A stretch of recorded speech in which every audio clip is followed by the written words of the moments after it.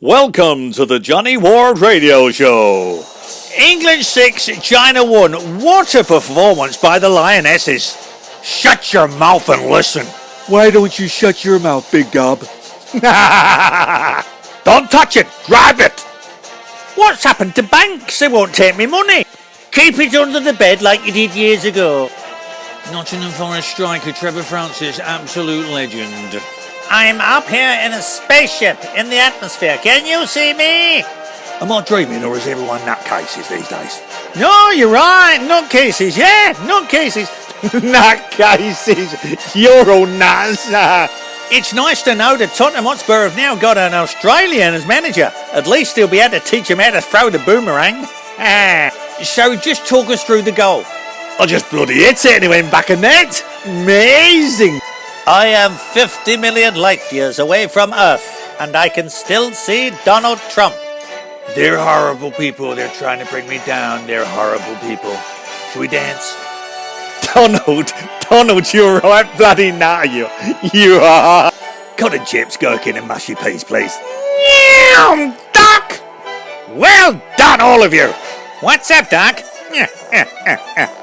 I'm warning you, don't do it. Don't do it, don't. Murder. Do me a favour. I just can't believe it. I can't believe it. But he come over the mountain. What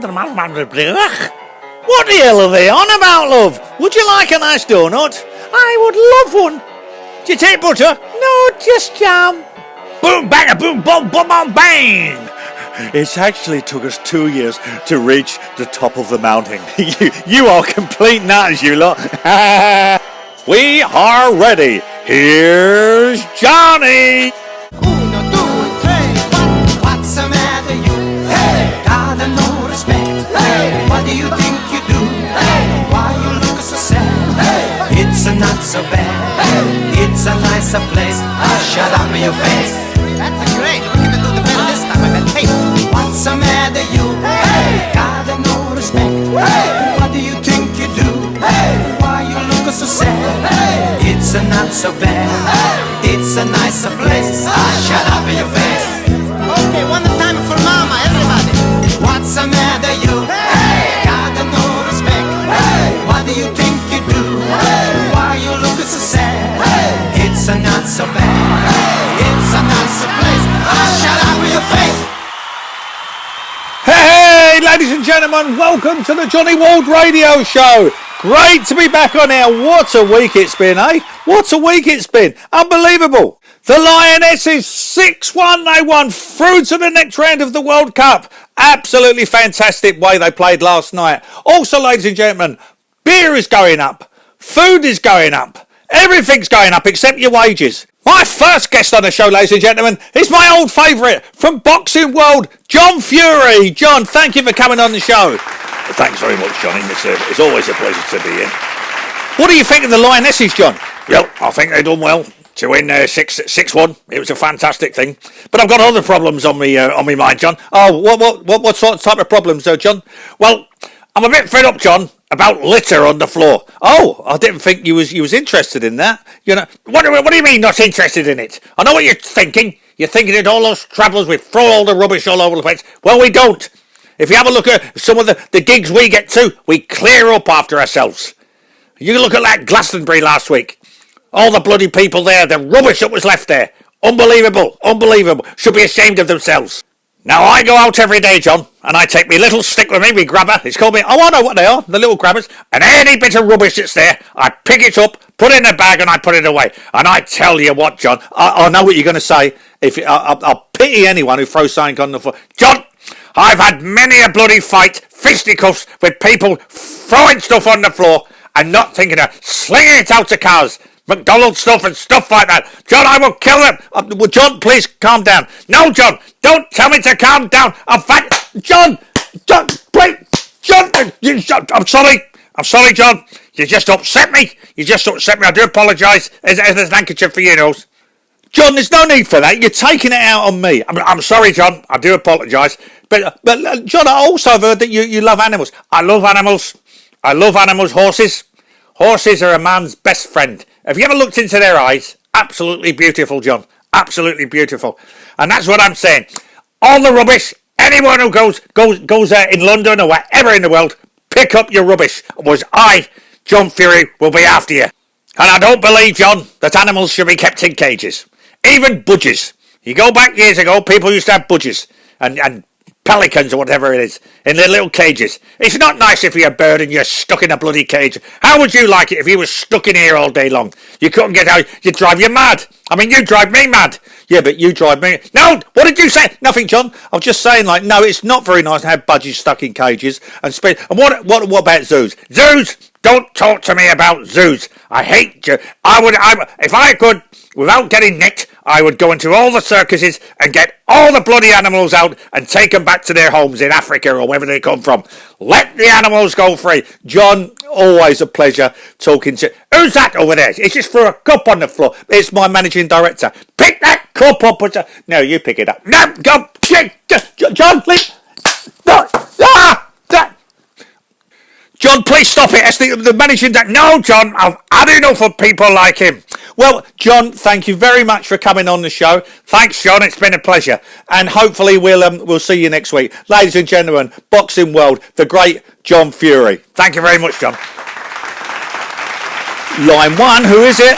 Hello, John. It's David. Oh, hello, David. Oh, David, what's going on? Oh, John, things are really getting out of hand. Like, what do you mean? What do you mean? Well, you know, David's an activist, by the way, ladies and gentlemen, but he works for the government. The government don't know. So basically, he's a spy. They don't know he's an activist. Carry on, David. John, so I'm really getting fed up being an activist, really, John, because it's ridiculous. I mean, to be an activist, I've got all my glue and all my paint and everything, and I go to these destinations, and I can't get there, John. What do you mean you can't get there? Well, I was going to go in my car, but you're using petrol. Yeah, I know, but I can't get there because the trains are on strike, so I can't get there nowhere else, can I? But that's unbelievable. You know, you're an activist, you're using bloody petrol in your car. But there's that oil mob in the ground. Well, that oil mob is you. I know that. But anyway, so I'm trying to get a train, and they're all on strike, and I've tripped up the stairs and banged my head, John. Oh, I hope you're all right. Well, you know, I had to go to hospital, John, and there's no nurses there or nothing. They're all on strike, so, you know, it's getting really ridiculous. Oh, dear. What are you going to do, David? I don't know, John. I might just go and live on the Isle of Wight or the Isle of Dogs. I think it might be easier. Nah. All right, David. Thank you very much. That's David, ladies and gentlemen, our activist. Thanks, David. And now, ladies and gentlemen, over to a favourite on the show, Scottish People.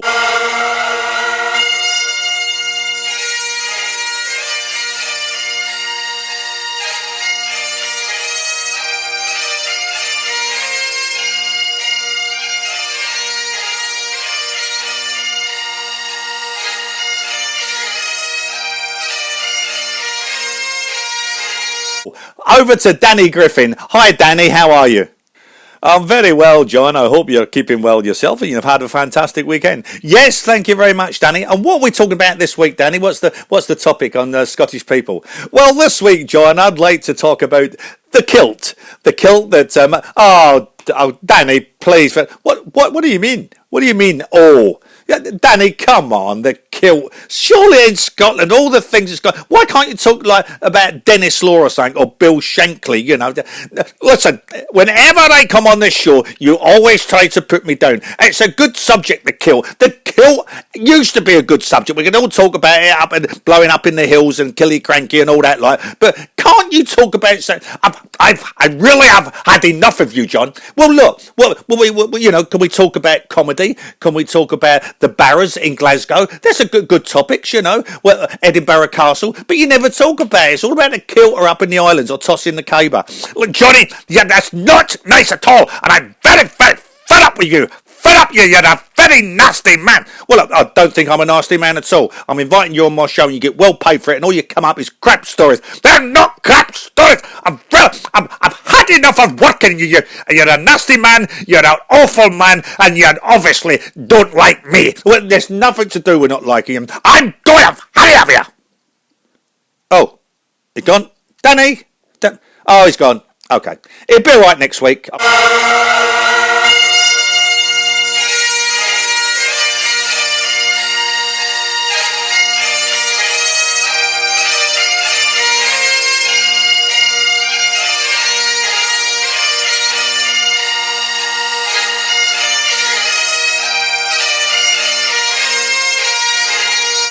Let's go over to Boomer, ladies and gentlemen, who runs the bar in the House of Commons. Boomer, how's things going?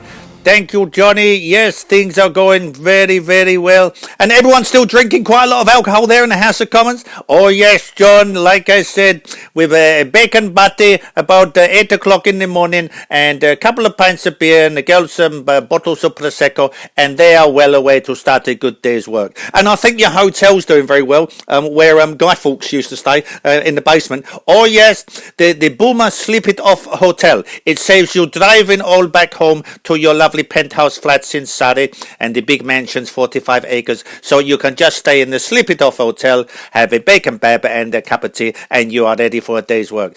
Well, I've got to say, Boomer, I'm really pleased for you because you didn't like doing the weather, did you? No, the weather was too much. I liked it years ago, but now when there's fires everywhere, too much to remember, Johnny. Well, anything else, Boomer? Yes, I got some special news for you, for your show, John, the Johnny Ward Radio Show. This is a first time Oh, this is no one knows this. This is a break. Yes.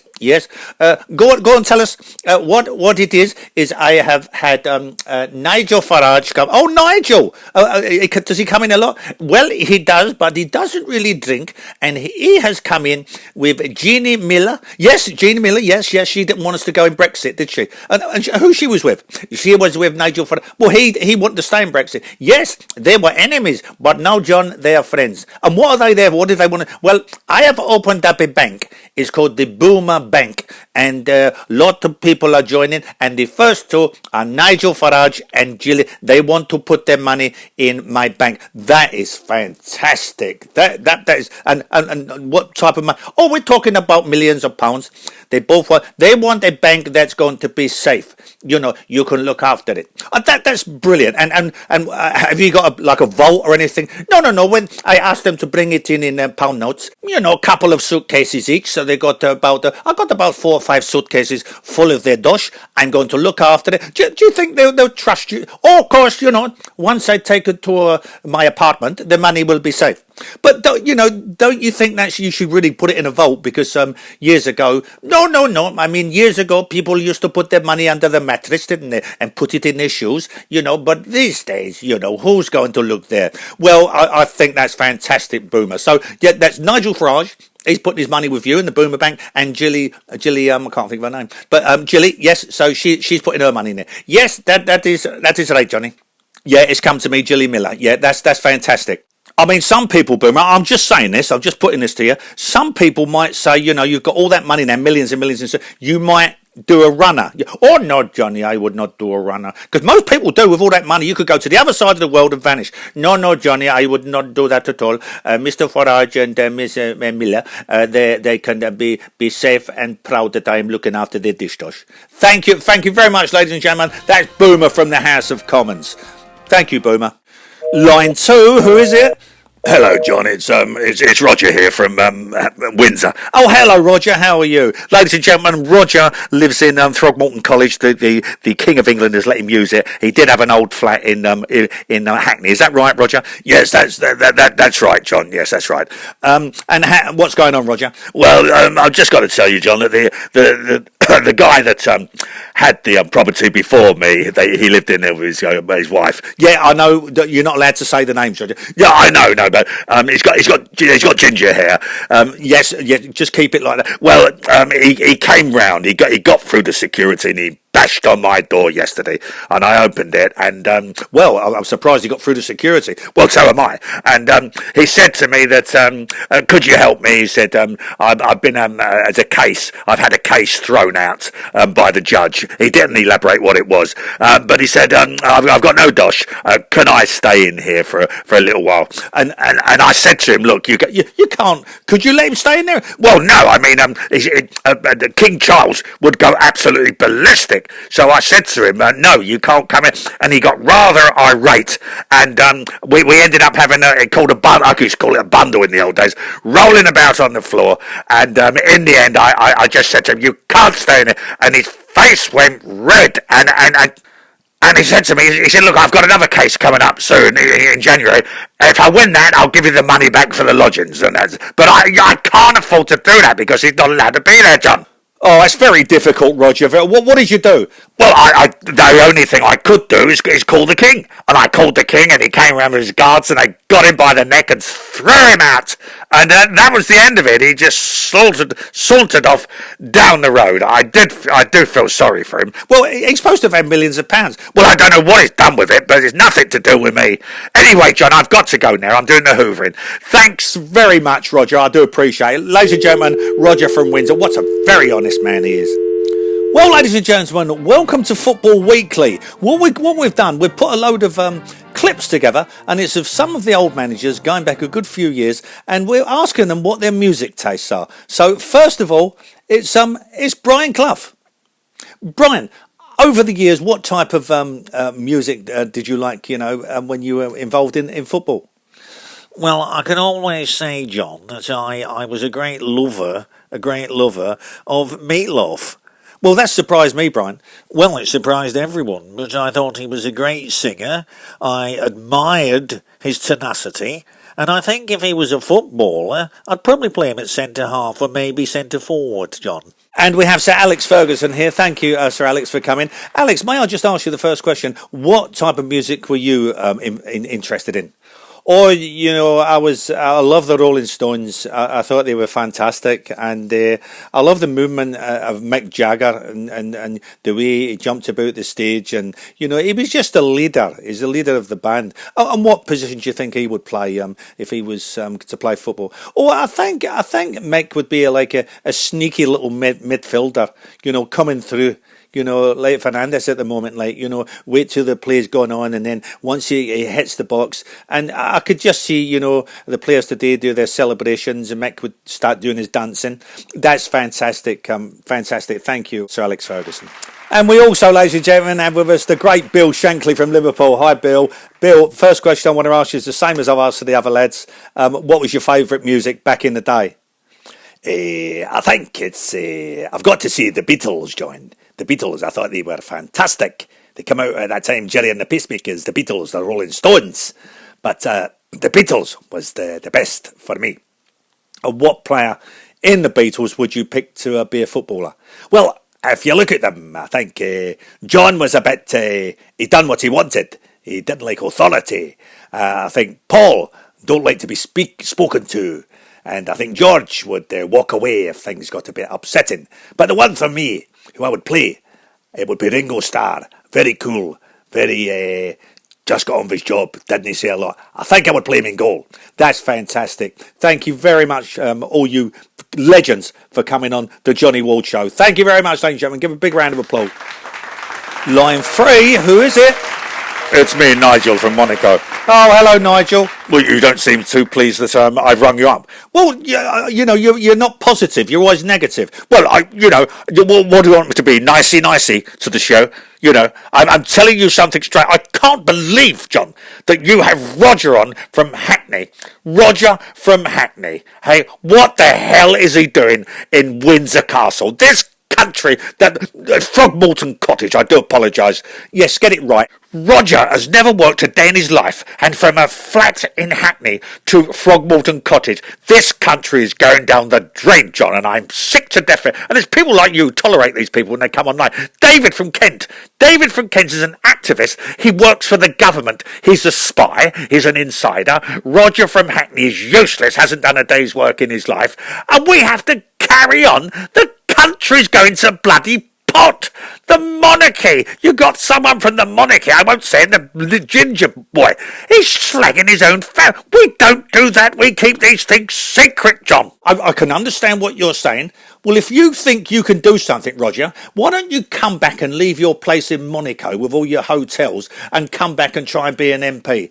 MP, John? I would never come back to your country again. My country. As I told you, I was born in Kent myself. But come back here, the state of the place. Well, you're typically one of them. London is the best country in the world, and England is the best country in the world. So why don't ring up here again? I hope they take you off air, John. Oh, really? Well, I might take you off air in a minute. No, you wouldn't do that. Yes, I would. I'm not worried about you. Don't ring up this show again. Don't ever ring this show up again. Well, that's it, ladies and gentlemen. Thank you for listening to the Johnny Ward Show. We'll be back next week. As I say, it goes now onto Twitter and then there's a link onto YouTube. Before I go, ladies and gentlemen, I'd just like to say, after hearing last week the sad passing of a great footballer, Trevor Francis, and also a great singer, Sinead O'Connor. Ladies and gentlemen, that's the end of the show. Please keep listening every week. And as I normally say, shut up your face! Because you know I'm all about that bass, no trouble. I'm all about that bass, no trouble. I'm all about that bass, no trouble. I'm all about that bass. Hey, I'm bringing booty back. Go ahead and tell them skinny bitches that. No, I'm just playing. I know y'all think you're fat, but I'm here to tell you every inch of you is perfect from the bottom to the top. Yeah, my mama, she told me don't worry about your size. She says boys like a little more booty to hold at night. And no, I won't be no stick figure silicone Barbie doll. So if that's what you're into, then go ahead and move along. Because you know I'm all about that bass, no trouble. I'm all about that bass, no trouble. I'm all about that bass, no trouble. I'm all about that bass, because you know I'm all about that bass.